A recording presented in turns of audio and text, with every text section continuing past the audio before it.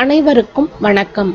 EPIயின் தமிழ் நண்பன் சேனலுக்கு உங்களை அன்புடன் வரவேற்கிறோம்.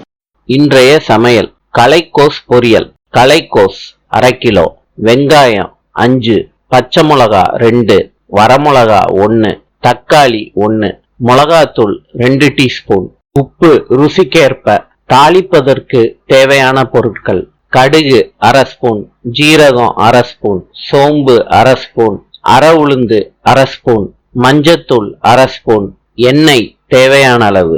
இப்ப கலைக்கோஸ் பொரியல் செய்முறைக்கு போகலாம். அடுப்பை பத்த வைங்க, சட்டிய வைங்க, அதுல 2 டீஸ்பூன் எண்ணெயை ஊத்துங்க. எண்ணெய் சூடான பிறகு கடுகு, ஜீரகம், அரை உளுந்து, சோம்பு, மஞ்சத்தூள் எல்லாத்தையும் போடுங்க. கடுகு பொரிஞ்சதுக்கு அப்புறம் வெட்டி வச்சிருக்க வெங்காயத்தை போடுங்க. வெட்டி வச்சிருக்க தக்காளி, பச்சை மிளகா, வரமிளகா அந்த சட்டியில போடுங்க. நல்லா வதக்குங்க. வதக்குன உடனே கலைக்கோசை போடுங்க.